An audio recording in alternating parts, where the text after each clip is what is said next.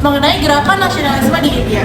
Tapi sebelum itu, kami akan memperkenalkan diri terlebih dahulu.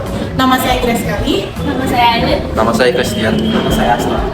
Nah, jadi sebelum kita masuk ke materi, kalian harus tahu dulu nih, apa aja sih yang kita bahas dalam video ini? Jadi, yang pertama itu ada pengertian dari gerakan nasionalisme ini sendiri. Lalu yang kedua ada latar belakangnya. Lalu ada kronologinya, dan yang terakhir adalah dampaknya. Jadi, kita langsung ke pembahasannya aja ya.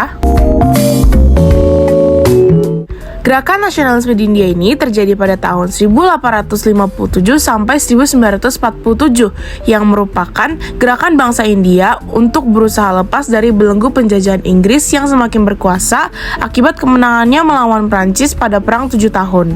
Selain itu, gerakan nasionalisme di India ini juga didorong oleh beberapa faktor. Nah, apa aja sih faktor-faktornya? Jadi, yang pertama itu karena adanya paksaan kebudayaan kepada bangsa India. Nah, rakyat India melakukan perlawanan karena mereka ingin mempertahankan kebudayaan aslinya. Yang kedua adalah karena munculnya kaum-kaum terpelajar yang membawa paham-paham baru, seperti liberalisme, demokrasi, dan juga nasionalisme. Yang ketiga adalah pemberian status dominion kepada Kanada. Nah, bagi kalian yang belum tahu, pemberian status dominion ini diberikan oleh Inggris kepada negara jajahannya yang merdeka dan mengakui Inggris sebagai lambang kesatuannya. Yang keempat adalah kemenangan Jepang atas Rusia.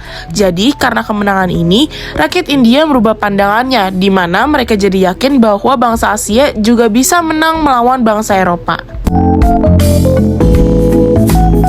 Pada tahun 1885, muncul organisasi Gerakan Nasional Rakyat India atau yang biasa disebut All Indian National Congress. Pada tahun 1906, golongan dari organisasi ini atau kongres ini mereka keluar dan membuat organisasi baru, yang itu namanya Liga Muslim atau Muslim League. Di mana tokoh-tokohnya ada Maw Ali Jinnah dan Yaqut Ali Khan. Dan pada tahun 1907, kongres ini memiliki dua aliran.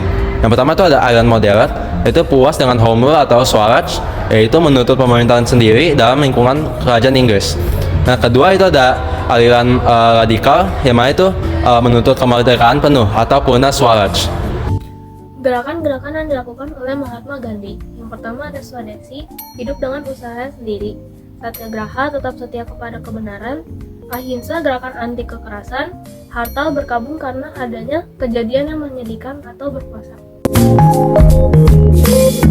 Nah, itu dia teman-teman materi yang sudah teman saya jelaskan. Kali ini saya akan menjelaskan tentang materi saya, yaitu dampak positif maupun negatif dari gerakan nasionalisme India.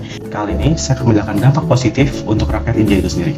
Yang pertama, meningkatnya persatuan dan kesatuan di seantero India, dan memajukan perekonomian serta pemerintahannya. Yang ketiga, struktur pemerintahan sesuai apa yang rakyat India mau, dan berkobarnya semangat cinta negara terhadap India itu tersebut. Oke, saya sudah menjelaskan dampak positifnya. Kali ini izinkan saya untuk menjelaskan dampak negatifnya. Yang pertama, adanya anggapan dari rakyat-rakyat India yang menganggap bahwa akan ada lunturnya kultural atau budaya yang dilakukan secara turun-temurun karena pergantian dengan nasionalisme India ini pun tersebut. Yang kedua, adanya orang-orang yang masih beranggapan atau tidak percaya dengan nasionalisme India tersebut dan tetap beranggapannya bahwa diri sendiri atau daerahnya itu masih yang paling benar. Yang ketiga, munculnya adanya kesenjangan sosial bagi kalangan strata atas dan kalangan strata bawah. Nasionalisme itu bukan hanya gerakan kebangsaan untuk mencapai kemerdekaan, tetapi juga untuk pembaharuan manusianya. Gerakan ini bertujuan untuk membersihkan kepercayaan umat Hindu dari hal-hal yang mengotori agama dan memberantas keburukan yang ada dalam masyarakat Hindu. Maka dari itu, agama Hindu di Indonesia, bahkan di seluruh dunia, tetap memiliki pendiriannya sendiri tanpa adanya pengaruh dari luar.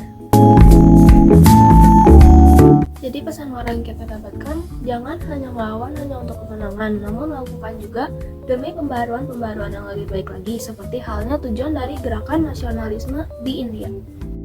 Sekian penjelasan kami mengenai gerakan nasionalisme di India. Bila ada salah kata, mohon dimaafkan. Semoga bermanfaat dan menambah pengetahuan.